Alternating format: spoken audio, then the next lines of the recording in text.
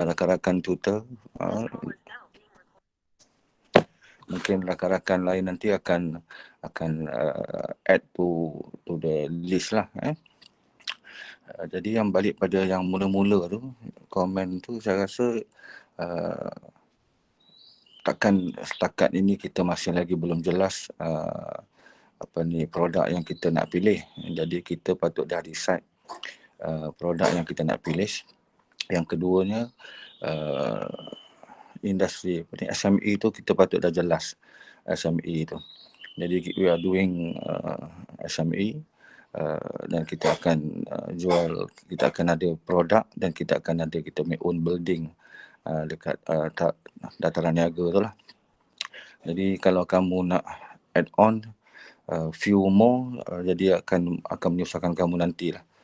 Jadi baik fokus satu dan mungkin kamu cuma spare place for other PKS to join. Itu pun kamu punya budi bicara lah within your discretion to help among PKS member, SME member lah untuk berada juga dalam ni. Tapi jangan sampai kamu punya produk kamu tu your industri sendiri jadi secondary pula. You are supposed to be the main. Okey, ketiga aspek yang kita nak tengok selain pada konsep yang saya akan sentuh sikit nanti is the site planning. Please refer some books on how to do site planning. Rata-rata yang dah buat layout plan, ada yang dah buat almost site plan. Jadi yang kita nak tengok ni memang namanya site planning. Jadi dia memang nak tak nak dia mesti ada ikat dengan site plan. Jadi tapi dia bukan dalam bentuk yang dah ada space requirement dah. Jadi memang kita dah bagi kamu awal tentang some of the space requirement yang kita patut masukkan dalam design tu. Tapi buat masa dalam seminggu dua ni kita patut lihat apa dia content dalam site planning tu. Ada isu dekat situ yang mana kamu tak langsung melihat aspek yang paling penting is the parcel tu. Saya guna ayat parcel lah. Parcel tu refer pada kamu punya site boundary lah. Yang tapak niaga tu. Yang keduanya is your neighbor. Jadi dalam site planning ni dia melihat pada dua aspek tu tadi.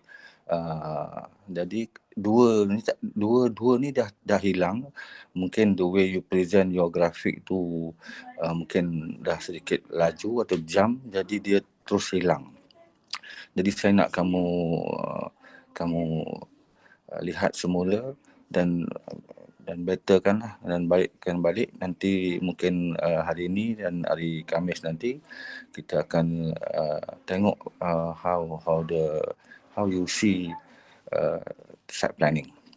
Later nanti kita mungkin next week kita dah akan go into program lah, program plan yang more detail. Mana program tu dia akan melibatkan aktiviti. Saya tak sebut lagi tentang space pun.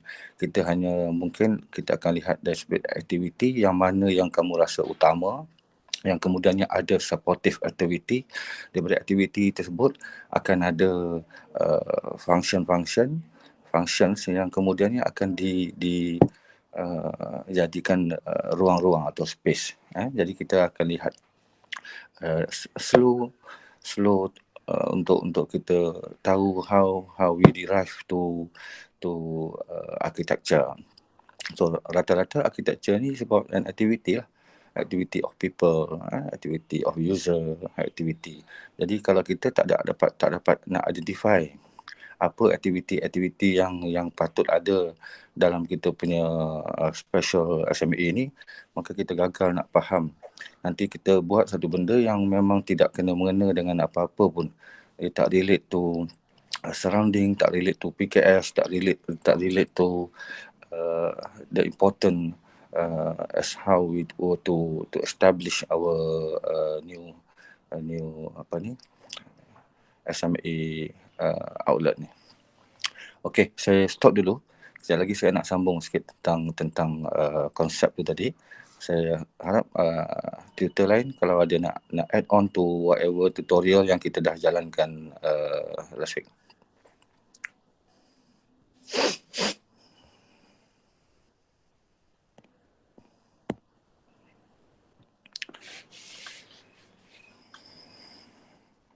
Anyone?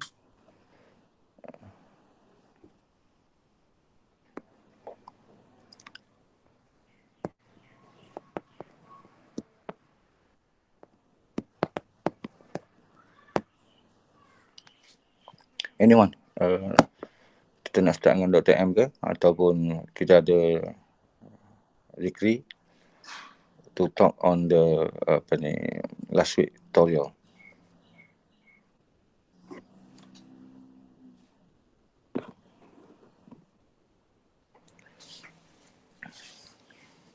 Assalamualaikum. Zikri sini. Saya rasa yang anda ada mention lipat tadi sudah cover apa yang saya tutorial session sebelum ni. Any more? Dr. M? Assalamualaikum. Okay, Berdasar minggu depan, saya rasa okeylah sebab ini minggu lepas. hari yang baru. Boleh dengar Boleh dengar? Clear. Okey. Jadi proses untuk kita nak dapatkan face to face tu agak kata orang tak dapatlah kita capai. Tapi walaupun saya ucapkan tahniah juga pada student-student yang buat tutorial dalam keadaan macam ni, mereka dapat juga menghasilkan kerja. Itu satu perkara yang saya raih. Okey. Jadi berkaitan, saya nak sentuh beberapa perkara tentang tutorial yang lepas. Ialah berkenaan dengan macam tadilah Cik Tajul ada sebutkan tentang kita terlalu cepat nak pergi buat design. Jadi ada banyak perkara yang kadang-kadang kita kena faham tentang apa yang kita nak buat, kita kena mendalami, menjiwai dan sebagainya. Dan baru kita boleh dapat idea yang kita rasa kita dekat dengan idea tersebut dan kita memang menjiwai idea tersebut. Jadi kalau sekadar kita, for example, ada di antara buat outlet bubur umpamanya, jangan hanya fikir dari segi penjualan, tapi dari segi bubur tu apa, siapa nak makan, rasa dia macam mana, kan? Macam kalau kita tengok sejarah McD, cara dia nak membuat kitchen dia tu berkait rapat tentang image burger mereka. Dia tak terus buat dapur, dia akan fikirkan macam mana nak buat roti, macam mana nak dapat supply daging dan sebagainya. Everything is reflected about macam mana dia nak tunjukkan karakter, proses dan dia punya identiti dan juga saya rasa yang itu kita kena mantapkan. Itu saja Cik Tajul. Okay, thank you Dr. M. Lain, Fahana, kita kena laju sikit. Fahana, ada Izzat, ada Syahin. Any more from tutors?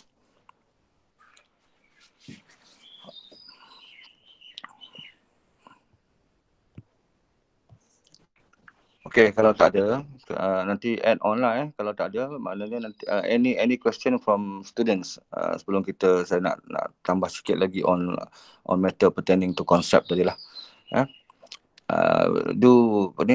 Kalau ada apa-apa daripada student nanti just jump in lah jump in. Jangan jump out, jump in. Okay, saya continue sikit on yang saya ada juga sikit on konsep. Jadi dalam banyaklah kaedah dia dalam kita nak berkonsep lah. Jadi konsep ni bagi saya satu benda yang peringkat awal ni dia memang abstrak lah. Jadi bagaimana nak jadikan dia tidak abstrak. Jadi cara tadi kamu dah lihat bagaimana Dr. M explain. Cuma mungkin kamu boleh tambah sikit di mana satu benda abstrak ini kalau kita nak kaitkan dengan kehidupan kita ni, nak cerita pasal agama pun boleh juga.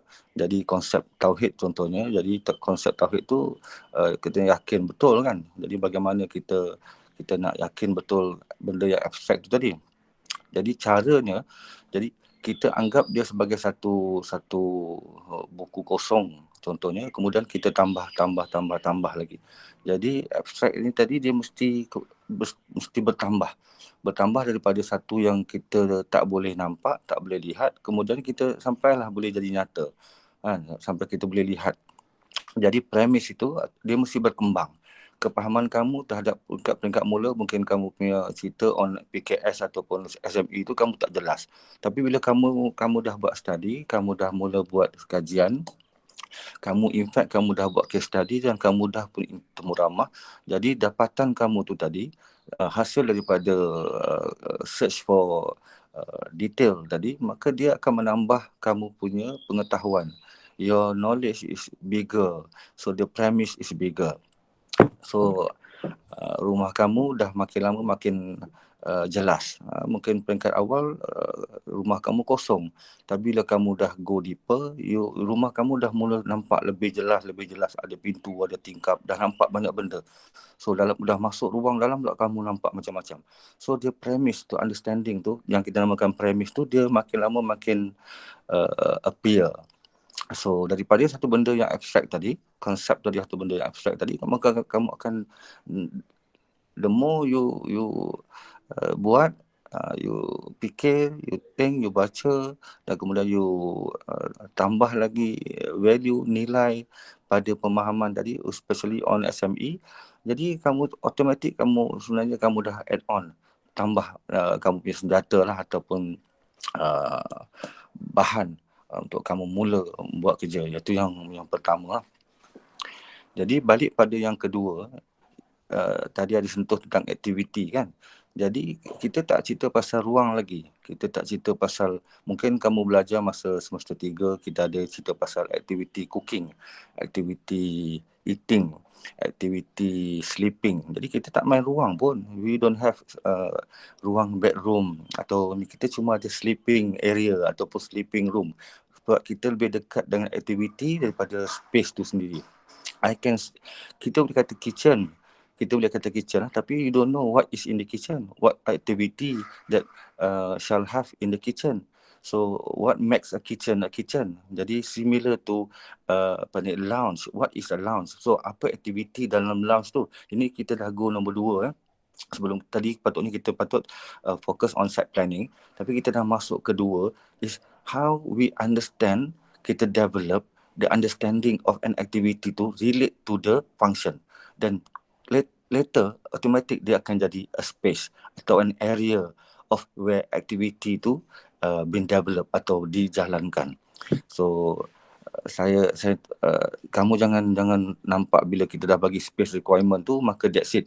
So you just work on the space requirement without knowing what to put in what activity that we can put in the space. Jadi rugilah, we can have a lounge yang 600 square meter, 500 square meter, but yet we don't know what is the actual activity yang supposedly have to be inside or to outside of the area.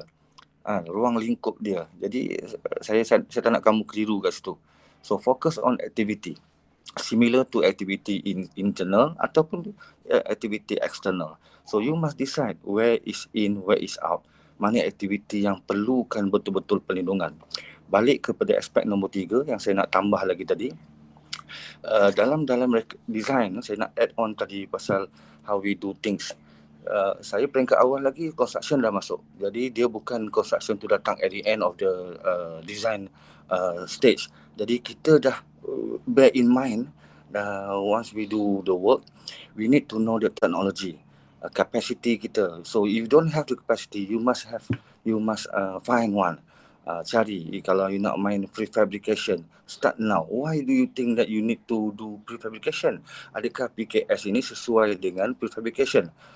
Dan kamu tengok your neighbor, your McD, your KFC, they are doing something yang jadi image atau brand mereka. So why they choose to have that? Why they want to do it fast? Within 6 months or 10 months they dah operate. Why they don't have the luxury of time untuk dia nak delaykan dia punya outlet. So the quickest is is better for them. So what is the quickest way of doing construction? Ni saya nak cerita. The concept atau the understanding yang tadi yang kosong tadi, once you understand the SME and how they do their work, then it will help you to find ataupun to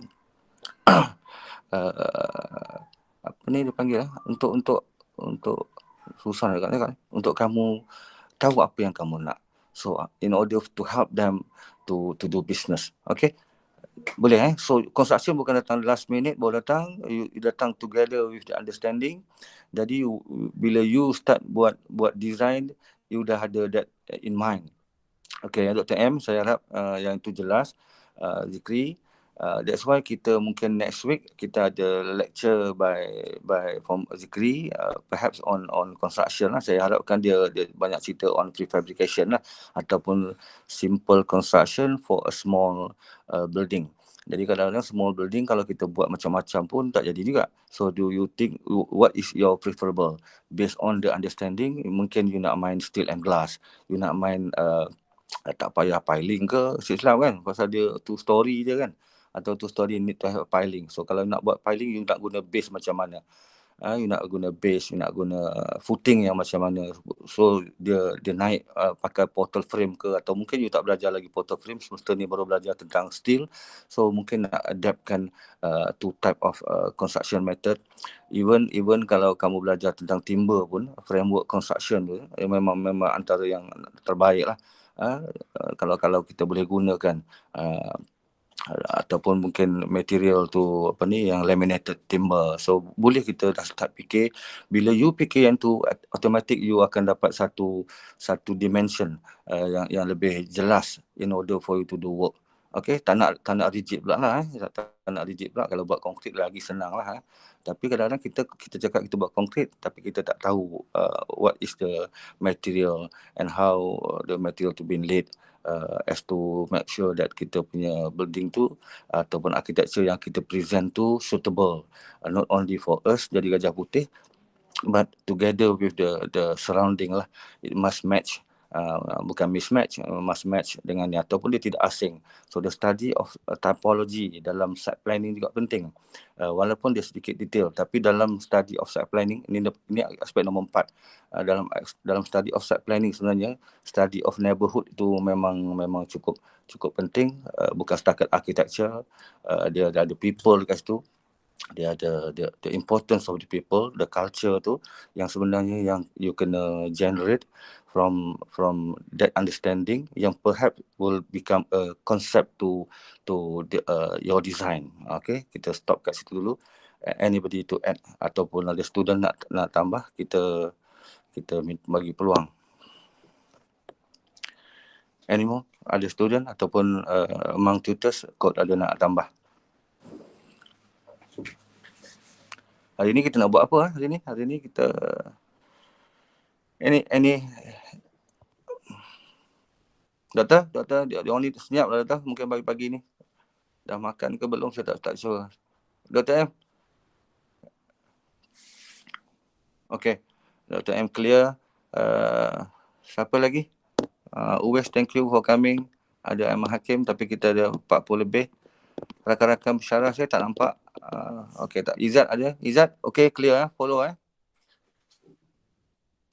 Okay, saya tengah scroll tu nak tengok siapa yang ada, siapa yang tak ada. Tapi tak apalah. Okay, any question from the student? As far as I'm concerned, kita masih lagi tak lewat. Kita ikut masa. Kita ada banyak sangat masa. Kita ada sempat raya lagi untuk kita develop lagi another 2-3 weeks untuk kita buat design tu. So jangan rush lah, jangan rush. So make sure that your idea atau konsep itu tadi kena very strong.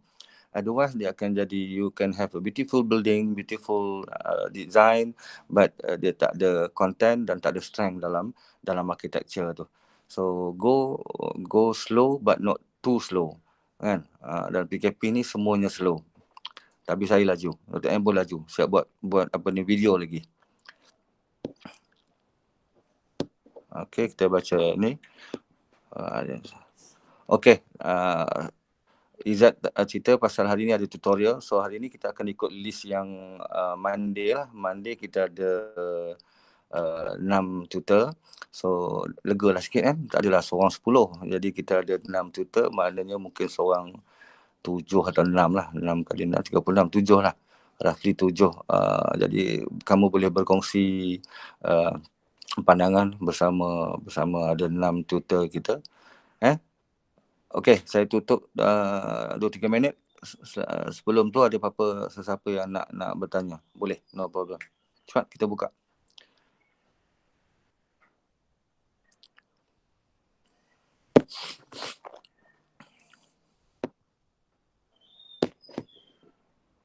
Tak ada Okey, tak ada. Okeylah, sama-sama kita jayakan tutorial hari ini.